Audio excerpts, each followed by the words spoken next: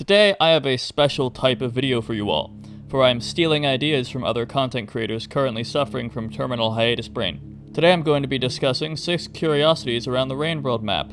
What the fuck defines a curiosity? Well, it's kinda loose. It's just things I wanted to talk about but couldn't really fit into their own structured individual video. So we're putting them all into a list here. To clarify, we will not be discussing some of the super weird shit mentioned in the pearls, like nectar. There's too many of those to count, and I have a loose, nebulous plan for a full pearl discussion video sometime in the future. Wait though, hold on, before we start, it's time for a segment. These past few months have been quite the dry spell for this channel, and admittedly, for my wallet as well. So, in order to solve that problem, the last one, I have elected to create a Patreon. There's a few tiers and a few benefits, and I'll be taking suggestions on how to improve the Patreon experience in the future, but for now it's mostly just early access, polls, and the highest tier allows you to request I make a video. And as long as it's not completely fucking insane, I have to follow that request almost to the word. Now I'll admit, I'm not entirely proud of having to do this, but unless you want Raid Shadow Legends sponsorships to show up in my intros, it's gonna have to be this way. As things stand, 5% of you pledging $1 will be enough to clear the gap, and put me into a much more financially stable state. If you don't feel like supporting me anymore, you can always just leave. Anyways, now that bummer's out of the way, let's get started with the list by discussing the cabinet beasts. Wait, sorry, what? Yeah, you know, the cabinet beasts. The weird, coiled intestine monsters that live inside the memory crypt cages. What, you didn't know there were giant intestine monsters inside the memory crypt cages? Well, I mean, a notable portion of you probably did. It's a pretty well-known spooky thing in this game, but why are they there in the first place? Well, just from looking at them, we can tell that they're long, soft-bodied worm-like things, for the most part, looking more like a long digestive tract than anything seen walking around in Rainworld. We got a bunch of them hanging out in there. The wormy boys, definitely not the rot. The collective. Terms of service violation, and this wonky guy. None of these creatures seem to be the same species, though they all bear a notable resemblance to endoparasites. Be that tapeworms, fluke worms, or otherwise wormy organisms that are too soft to be functional and couldn't really work as individuals outside in the world at large. Their existence and how they got in there, or why they got in there, is quite the mystery. That is, until you look a bit further into the murky depths of purposed organism lore. Yes, it is stated by Moon that these sorts of fleshy amorphous beings are used for lots of things in ancient civilization.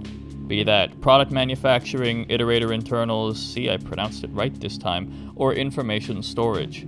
It's my personal belief that the weird things we see here are actually less individual organisms and more living hard drives designed to store the memories of ascended ancients within them. This sort of fucked up biomachinery is likely why all ancient messages are recorded on pearls, an organic material likely made by specific purposed organisms. That's why Moon is able to read memories from a pearl that would normally be stored within our big ol' friends. So these guys are just chilling there, likely without too many biological functions outside of those that keep them alive in a permanent stasis. Or maybe they're dead. Who knows? That's the fun part about PNGs. The second item on our extensive list of 6 things is the ancient city layers. Okay, I really need to make the rest of these names make a bit more sense. The ancient city layers refers to the odd method of construction seen in the ancient city atop 5 pebbles, specifically how their tall buildings appear to be made from uneven individual stacked layers. Each of these layers appears to be one floor, which could be human-sized or the size of a gymnasium. We don't really know how big the ancients were, and they all appear to contain some number of windows. The main difference between layers can be found in these windows. Some are blocky and close together, others are circular and spaced apart. The layers in each building are usually identical to each other, sans the colors, which are sometimes red for no apparent reason. Though the layers usually only make up the main body of the building, small tidbits and offshoots from the main body appear to be entirely separate from the main stacked construction. Best example is on this building here, and its fucked up side bit. The main reason I believe these buildings are made from layers is due to the way that the city appears to be disorderly. Several of the individual floors are jutting out like a Jenga tower halfway through a game. It reminds me of some of the really shitty modernist architecture that everybody loves to rag on. It is entirely possible that I'm wrong and these cities are just like that, and are instead identical room plans built on top of each other, purposely spaced oddly to give the effect that they're slowly falling apart. While this could be a stylistic choice by the ancient architects, I doubt it, judging by how much wind is up there and how tall these buildings are. Though I'm far from an architect, so if one of those rare smart people does exist in the comments, feel free to leave a essay-long study on why these buildings are so fucked up. Anyways, next up, the shoreline background serpents. Yeah, you know the ones I'm talking about. Those ones that constantly take up valuable real estate in the background of almost every room in Shoreline, or at least the ones close to Moon. These big boys might at first seem like nothing at all, but I'm here to tell you they probably are. But let's entertain a bit of speculation. Looking at these background elements, one might guess that there's some sort of long snake-like thing, petrified or otherwise dead. You can see the obvious snake-like body and the head at the end of it. Some of them even have jaws that are very reminiscent of leviathans. This has led many people to guess that there's some sort of proto-leviathan or some odd religious symbolism hinting at their existence. And while that may be true, the resemblance is only slight. Looking a little bit closer, leviathans don't have mouths like that. Their mouths are not two long prongs that slap together. They instead have two short, thick, hydraulic press-like crushing apparatuses. Further still, their heads don't have those weird four spherical things on the sides. So if they're not leviathans, what are they? Well, unless there's some smoking gun out there in the background elements that could prove something like they're actually pieces of Moon, we have to get a bit headcanon-y. Judging by the wires coming off of them and the evident intricacy of their heads, it's highly likely that they're not simple, mass-produced statues, but rather machines of some kind that have gone idle. One could guess that their support beams gone awry, but then you also notice that their bodies are articulated. They were designed to curve and move with their multiple joints. Therefore, I have a theory. Yes, a game theory. It is stated in one of the many dialogue options for the pure white pearls. I know, fucked up how I said we wouldn't do pearls and they come up twice now. That there is a garbage reclamation automaton that is snake-shaped with a single-eye mouth. Now, it's highly likely that they're talking about the garbage worms, but theoretically it could be possible that these big boys were an early draft or perhaps a different type of refuse reclamation automaton, one designed for heavy lifting to get trash out of the seas. Perhaps this is why so much of the shoreline garbage is formed into reasonable islands. Though after so long, it would make sense that these big guys would have absolutely broken down and stayed locked up, completely stationary. Perhaps these early automatons formed the design framework for the leviathans that we see today. Alright, let's move away from the unexplained background elements and move into the second half of the list. These entities aren't really secret or hard to parse, but they are really not talked about despite how comparably in the foreground they all are. The first one of these to talk about would be the void spawn. To those who aren't aware, after consuming a neuron fly from either Pebbles or Moon, you will begin to see small orange eggs around the map. Upon walking into them, a small worm will emerge and briefly swim in the direction of the depths before fading away. These worms are orange and come in a few different shapes, several of which can be observed in the sequence near the end of the game as you walk up to the Void Sea. I have a theory that might be interesting. In their dormant state, void spawn seemingly just sit quietly in an egg-like state, and judging by their shape and the presence of whiskers near the faces of some of them, I theorize that these entities are infantile void worms, especially considering how large some of them can get. This is a flawed theory, as void worms have almost no concrete lore, so how the eggs get up there, or why a neuron fly of all things would allow you to see them, is unknown. But a theory that answers the idea of a void worm-shaped thing coming out of an egg that is called a void spawn and can be seen near the end migrating to the Void Sea en masse has to count for something. Of course, I do know that the real reason these guys exist is as a game mechanic to lead people to the Void Sea, so no smart Alex in the comments better try to correct me on that.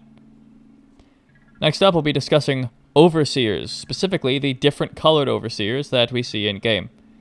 You know the two of them. There's Iggy, the yellow one, who belongs to Moon and attempts to bring the Slugcat over to Moon and also sends them death threats if they harm Moon at all.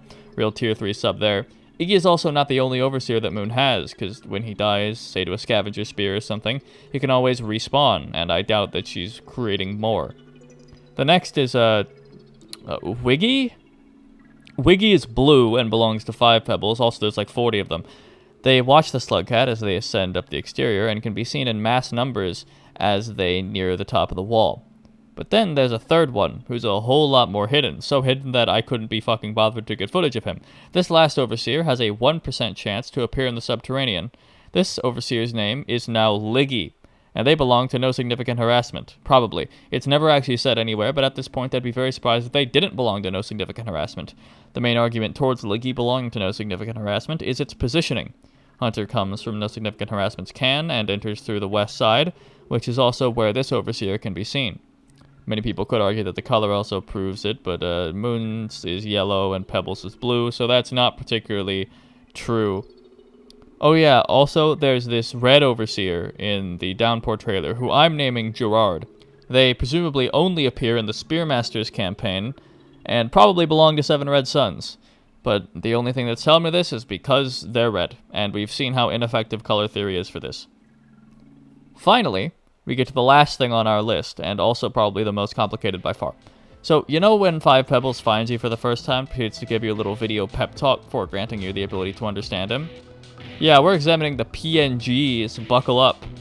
When you first enter his room, Five Pebbles attempts to communicate to you by attempting to speak with a slight British accent.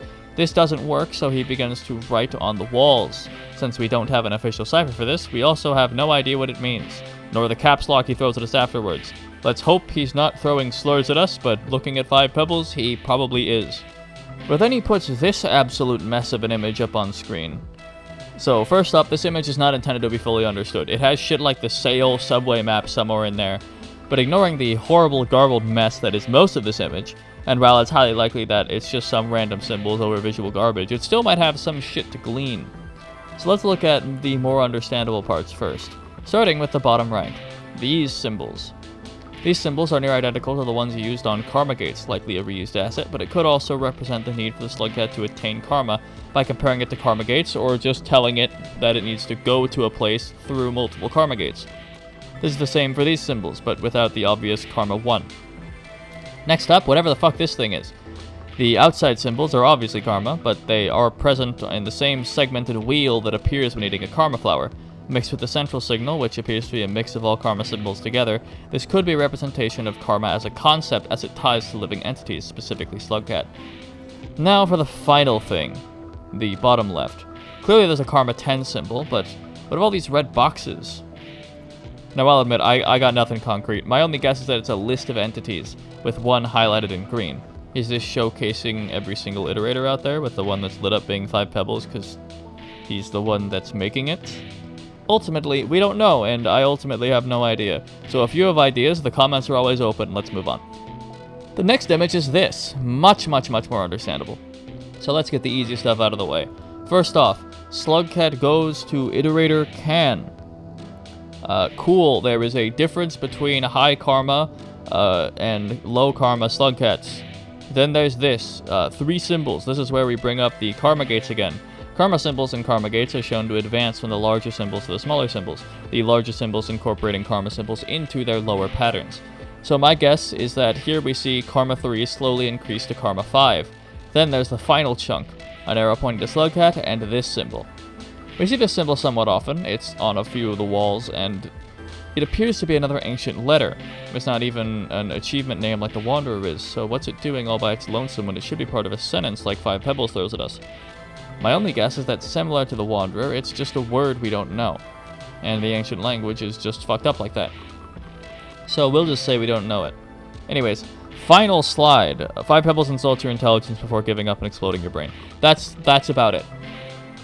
Now, that's the entire list. If you have any topics you want me to cover in a follow-up video, there's still a few more things that I could talk about, at least before Downpour, but please comment what you think below. Thank you all for watching, give me your money, and goodbye.